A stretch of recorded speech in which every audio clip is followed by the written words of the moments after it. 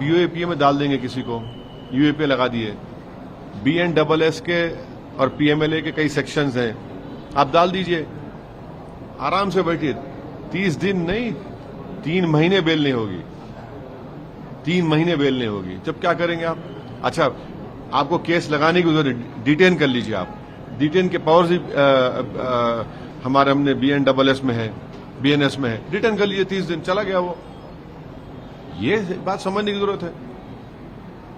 Sir, SIR का मुद्दा अभी भी चंद्रबाबू नायडू हो या फिर बाकी जिस तरीके से दिल्ली गिरफ्तारियां भी हुई है और काफी लंबे समय तक भी वो भी जेल में रहे, आपको क्या लगता है कि उनकी नहीं, अगर चंद्रबाबू नायडू को आज पकड़ लिए, जैसा जगन के दौर में उनको पकड़ा गया था, तो मुख्यमंत्री नहीं रहेंगे ना। अच्छा, वो केस आज भी उनके ऊपर है, वो केस चल रहा है। अगर फर्ज करिए उनकी बेल कैंसिल हो गई और वो 30 दिन जेल में रहे तो क्या होगा? नायडू जी तो चले गए, टाटा बाय बाय हो गए वो। तो ये चीजें हैं ना, ये प्रैक्टिकल चीजें हैं। भाई आप ये बताइए कि कोई चीफ मिनिस्टर जनता को जवाब दे रहेगा या इन्वेस्टिगेशन एजेंसी जवाब दे रहेगा? मेरी जवाबदेही जनता से रहेगी। और ये theory of separation of powers का ग्रेव वायलेशन है। एग्जीक्यूटिव चाहता है कि लेजिस्लेचर कंट्रोल करे। देखिए, अगर कोई मुख्यमंत्री है तो मुख्यमंत्री को या तो प्रधानमंत्री प्रेसिडेंट रूल लगा सकते या फिर उस विधानसभा में नो कॉन्फिडेंस मोशन हटा सकते आप। यहां तो एग्जीक्यूटिव एजेंसीज कर देंगे काम, नो कॉन्फिडेंस की भी जरूरत नहीं है, प्रेसिडेंशियल प्रोमोगेशन की भी जरूरत नहीं है। तो ये अनइलेक्टेड डिक्टेटरशिप हो जाएगी, फिर ये तो पोलिस स्टेट बन जाएगा।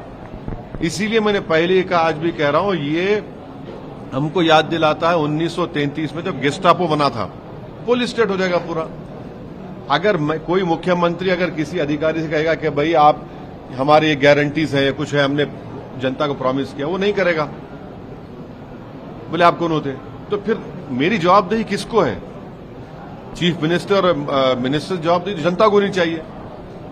Theory of separation of powers का वायलेशन है, ये डेमोक्रेसी को अंडरमाइन करता है। तो इसलिए हम इस बिल्स की मुखालिफत की। सर, SIR का मुद्दा अभी भी है, चुनाव, बिहार में चुनाव होने वाले हैं, आपकी पार्टी। देखिए, मीडिया ने इस बात को रिपोर्ट किया कि 2002-03 में जब 7 प्रदेशों में उस वक्त SIR election commission of India ने करवाया था, वो 243 डेज तक चला। आज का SIR सिर्फ 97 डेज, आप समझ लीजिए। और दूसरा क्या है कि वो उसमें कोई सिटीजनशिप का प्रूफ नहीं पूछा गया उन लोगों को जिनका ऑलरेडी नाम वोटर लिस्ट में है।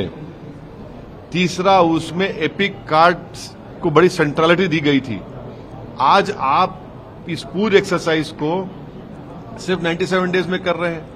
यही इलेक्शन कमीशन ने 2002-03 में, और आज आप 11 डॉक्यूमेंट पूछ रहे हैं, जब तो कुछ नहीं पूछा आपने। कैसे होगा बताइए? और आखिरी बात, नाम, जिन लोगों के नाम नहीं आए, ठीक है, पॉलिटिकल पार्टीज चेक करेंगे, मगर पूरी जिम्मेदारी तो ECI की है ना। एक्सरसाइज तो ECI कर रहा है।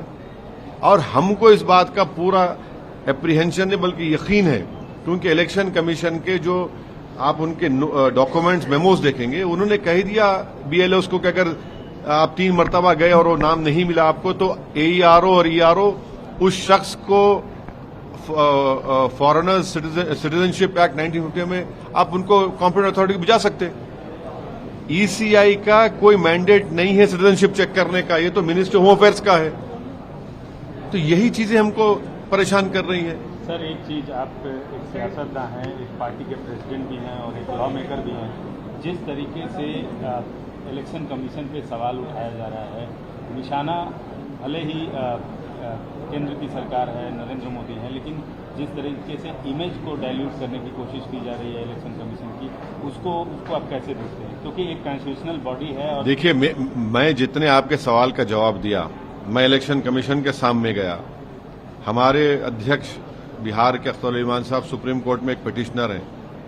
क्या हमने अपनी जबान से ऐसा कुछ कहा है? तो हम नहीं, देखिए, दूसरों का मत पूछिए, आप मुझसे पूछिए, मैं जवाब दूंगा। आप दूसरे क्या बोल रहे हैं, क्यों बोल रहे हैं, वो मैं आप ही से पूछ रहा हूं कि बतौर सियासतदान, बतौर एक पार्टी प्रमुख, बतौर लॉ मेकर, आप देखिए, इसको कैसे देख रहे हैं? क्योंकि एक बात याद रखिए, चाहे इलेक्शन कमीशन के कमिश्नर, चीफ इलेक्शन कमिश्नर हो या उनके कमिश्नर्स हो या हम जैसे पॉलिटिशियन हो या पॉलिटिकल पार्टीज हो, हर एक का इकबाल होता है। उस इकबाल को बरकरार रखने की जरूरत है। हर दो को, सिर्फ एक को नहीं, हर दो को अपना इकबाल बरकरार रखने की जरूरत है। सर, आप डिप्टी चीफ मिनिस्टर से मुलाकात किए, क्या इशू था, क्या नहीं, देखिए, वो जो अनफॉर्चुनेट हादसा हुआ जिसमें 5 लोगों की जानें चले गई, जो गणेश की मूर्ति को लेकर जा रहे थे, उसके बाद गवर्नमेंट ने ये फैसला लिया कि जितने तार हैं इलेक्ट्रिक पोल्स को निकाल देंगे। फिर हाई कोर्ट में भी गए, हाई कोर्ट का भी कोई फैसला। हमने उनसे कहा कि सर, आप उनको थोड़ा टाइम दीजिए ताकि वो उस तमाम जो अनयूज केबल्स है उसको निकाल देंगे और हाइट 15 फीट पर रखेंगे। तो डिप्टी सीएम ने कहा कि हमने उनको पहले 1 साल का टाइम दिया था, इन्होंने काम नहीं किया।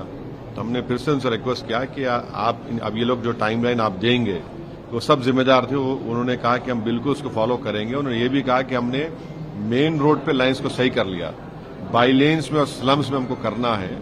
हमने डिप्टी सीएम साहब को बताया कि इसकी वजह से जो घर में बैठकर हमारी खवातीन, महिलाएं काम करती हैं, उनको बड़ी तकलीफ हो रही है, स्टूडेंट्स को तकलीफ हो रही है, ट्रेडर्स को तकलीफ हो रही है, बहुत से लोगों का कारोबार मुतासर हो रहा है। तो हमने कहा कि इन द लार्जर इंटरेस्ट, आप पब्लिक के लार्जर इंटरेस्ट में इनको एक आखिरी मर्तबा एक मौका दीजिए, टाइमलाइन दीजिए। तो उन्होंने कहा कि मैं पूछ के क्या कर सकता हूं, देखकर उस पर एक्शन लूंगा।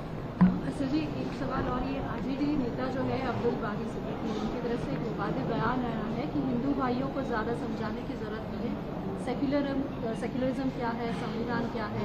और उन्होंने ये भी कहा कि बड़े दुश्मन को हराने के लिए छोटे दुश्मनों को जो है एक साथ होना होगा। क्या इशारा उनकी तरफ से दिया जा रहा है छोटे दुश्मनों को एक साथ? नहीं, अब्दुल बारी साहब पिछला असेंबली चुनाव क्यों हार गए, वो बता दिए ना, बिहार की जनता को बता दें। उनके खिलाफ जेडीयू का कोई यादव कैंडिडेट जीत गया था, वो क्यों हार गए, अब वो बता दें कि वो कौन उनसे दुश्मनी किया। अब ये देखिए, चुनाव लड़ रहे हैं तो कोई हम क्या, कोई ये हम पॉलिटिकल अपोनेंट्स हैं, अपोनेंट को हराना है। अब ये जो अब्दुल बारी एक सीनियर सियासतदान है, अब वही आपके सवाल का बेहतर तरीके से जवाब दे सकते हैं। उन्होंने तो एक मरतबा कह दिया था कि मैंने अपने बच्चे से कहा कि भारत को वापस मत आओ, कहा था ना उन्होंने कहा था ये बात।